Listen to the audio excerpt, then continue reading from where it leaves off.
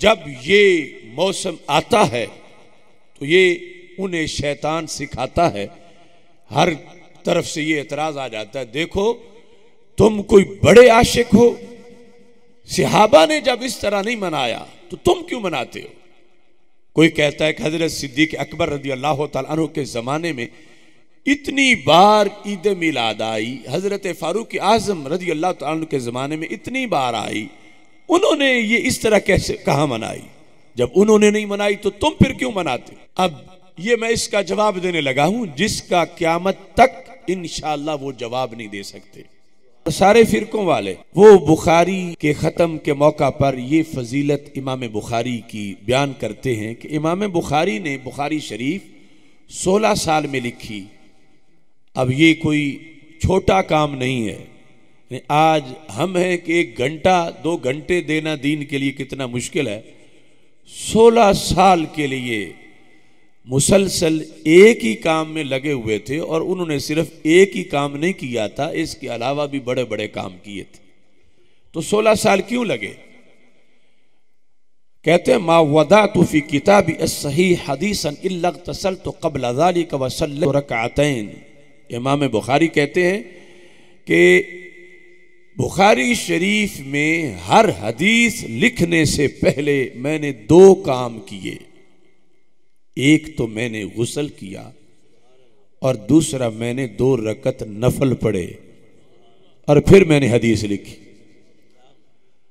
اب اگر ہر حدیث سے پہلے ایک بار اٹھ کے کھڑا ہونا ادب کے لیے اتنا بھی کوئی کرے تو یہ بھی کافی بن جاتا ہے۔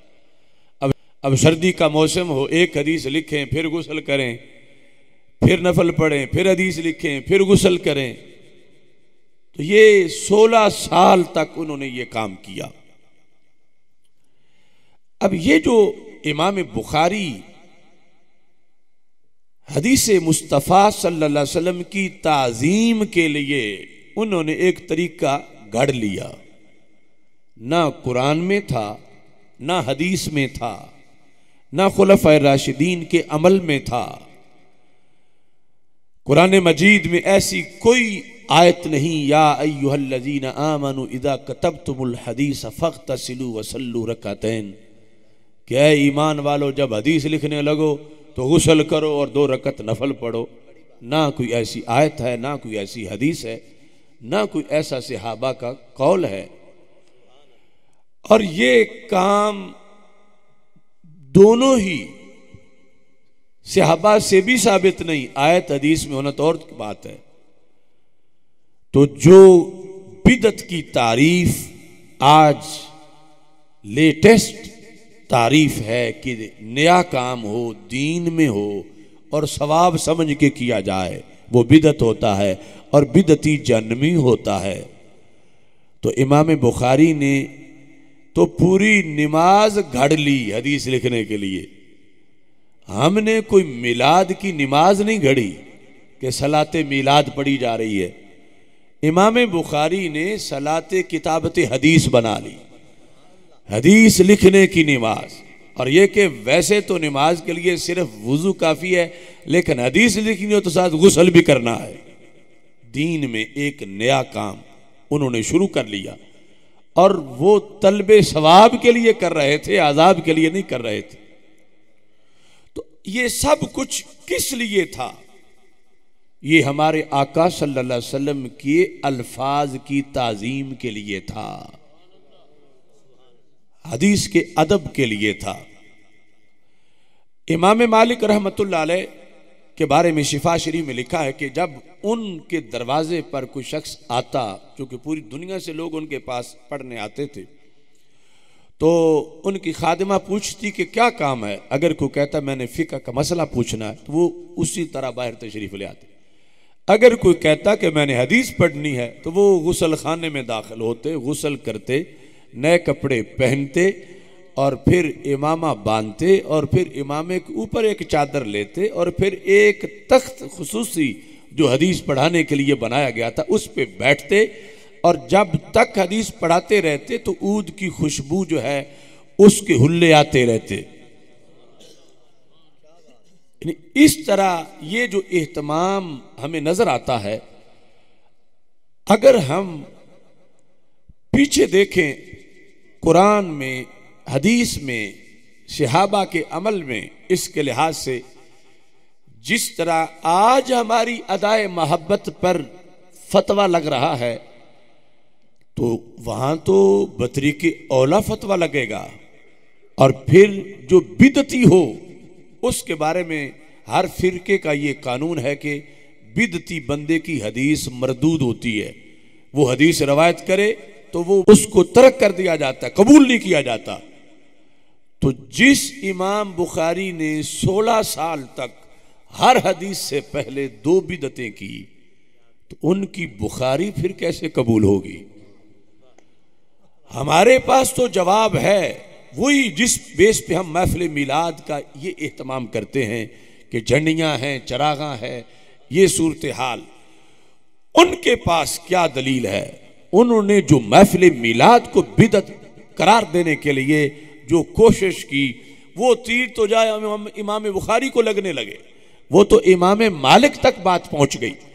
اور یہی وہ لوگ ہیں کہ جنہوں نے دین آگے کتابوں میں لکھ کر، پہلی حدیث کتاب تو امام مالک رحمۃ اللہ علیہ نے لکھی ہے، اور امیر المومنین فی الحدیث جو ہے سیاستہ میں سب سے پہلی صحیح ترین کتاب قرآن کے بعد، یعنی درجہ صحت کے لحاظ سے، ویسے زمانے کے لحاظ سے موطا امام مالک پہلے ہے، لیکن درجہ صحت اور مستند ہونے کے لحاظ سے قرآن کے بعد سب سے صحیح ترین کتاب بخاری شریف ہے.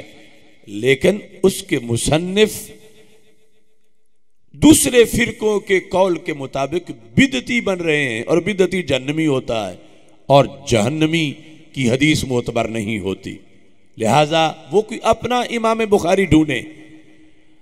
ہمارے نزدیک یہ دلیل جس کے تحت آج ہم اس انداز کی محفل میلاد مناتے ہیں، ورنہ اصل تو صحابہ کرام رضی اللہ تعالی عنہم سے ایک نہیں کئی احادیث اس بارے میں موجود ہیں. لیکن کچھ لوگوں کا اصل پرابلم اور ہے اور بہانے اور کرتے ہیں. کہتے ہیں ٹھیک ہے تم نے وہ مسلم شریف سے، بہقی شعب ایمان سے محفل میلاد تو صحابہ کی دکھائی، مگر یہ جھنڈیاں تو نہیں دکھائی، یہ لائٹنگ تو نہیں دکھائی، تو پھر تمہاری محفل اور ہے اور ان کی محفل اور ہے. اور جب یہ موسم آتا ہے تو یہ انہیں شیطان سکھاتا ہے. ہر طرف سے یہ اعتراض آ جاتا ہے، دیکھو تم کوئی بڑے عاشق ہو، صحابہ نے جب اس طرح نہیں منایا تو تم کیوں مناتے ہو؟ کوئی کہتا ہے کہ حضرت صدیق اکبر رضی اللہ تعالیٰ عنہ کے زمانے میں اتنی بار عید میلاد آئی، حضرت فاروق اعظم رضی اللہ تعالیٰ عنہ کے زمانے میں اتنی بار آئی، انہوں نے یہ اس طرح کیسے کہاں منائی؟ جب انہوں نے نہیں منائی تو تم پھر کیوں مناتے؟ ایسی باتیں ہوتے ہیں نا. اب یہ میں اس کا جواب دینے لگا ہوں جس کا قیامت تک انشاءاللہ وہ جواب نہیں دے سکتے. اب امام بخاری کا یہ عمل، اس کا وہ انکار نہیں کر سکتے. وہ خود اپنے جلسوں میں امام بخاری کی فضیلت میں بیان کرتے ہیں کہ وہ ہر حدیث لکھنے سے پہلے وہ غسل بھی کرتے تھے، 2 رکعت نفل بھی پڑھتے تھے. تو ہم پوچھتے ہیں کہ حضرت صدیق اکبر رضی اللہ تعالی عنہ نے بھی حدیث لکھنے سے پہلے ایسا کیا؟ تو روایت میں ہمیں نہیں ملتا کہ یقیناً حدیثیں لکھتے تھے، لیکن اتنا بڑا اہتمام. تو کیا حضرت امام بخاری حضرت صدیق اکبر سے بڑے عاشق ہیں؟ نہیں، کروڑوں بخاری حضرت صدیق اکبر کے گرد راہ تک بھی نہیں پہنچتے. تو کیا حضرت عمر، حضرت عثمان، حضرت علی رضی اللہ تعالیٰ عنہ، ان سارے سب کی زندگیوں میں کتنی بار انہوں نے حدیثیں لکھی؟ جس طرح ہم سے پوچھتے ہیں کتنی بار ان کے زمانے میں میلاد کا مہینہ آیا، 12 ربیع الاول شریف کی رات آئی، تو ہم بھی تو حق رکھتے ہیں کہ انہوں نے بھی تو خود حدیثیں لکھی، لکھ کر لوگوں کو دیں. تو کتنی بار آئی؟ تو ایک بار ہی ثابت کر دو. اس طرح یا پابندی جو امام بخاری کر رہے ہیں، تو امام بخاری اتنی بار کر رہے ہیں تو ان پر بھی تو یہ وقت آیا حدیث لکھنے کا، خلفائے راشدین پر. تو کیا انہوں نے ایسا کیا؟ تو جواب ہے کہ ایسی کوئی روایت نہیں ملتی. تو پھر کیا امام بخاری بڑے عاشق ہیں ان سے؟ کیوں انہوں نے یہ کام شروع کیا؟ ہر حدیث سے پہلے غسل کر رہے ہیں اور ساتھ نفل پڑھ رہے ہیں. تو جواب اس کا یہ ہے کہ امام بخاری بڑے عاشق نہیں، اور یہ جو کچھ کرتے ہیں یہ اپنی کمی پوری کرنے کے لیے کرتے ہیں.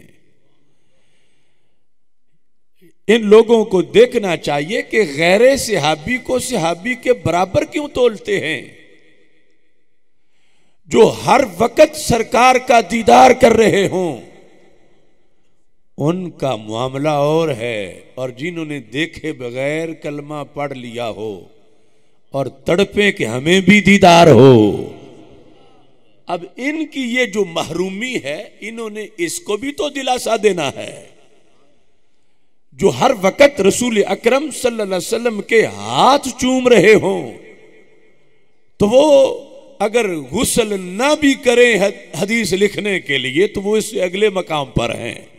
وہ امام ہیں، ان کی ہر گھڑی عید ہے کہ انہیں اپنے محبوب علیہ السلام کی دید ہو رہی ہے. اور امام بخاری نے کہا نہ تو وہ زمانہ پایا، نہ لعاب دہن ملا، نہ رسول اکرم صلی اللہ علیہ وسلم سے ملاقات ہوئی، تو میں اس انداز میں سرکار کی لکھوں گا بات کہ دنیا یاد رکھے گی کہ بڑے بڑے بادشاہوں کی باتیں بھی لوگ لکھتے رہے اور نبیوں کے سلطان کی حدیثیں بھی لکھنے والے نے لکھی.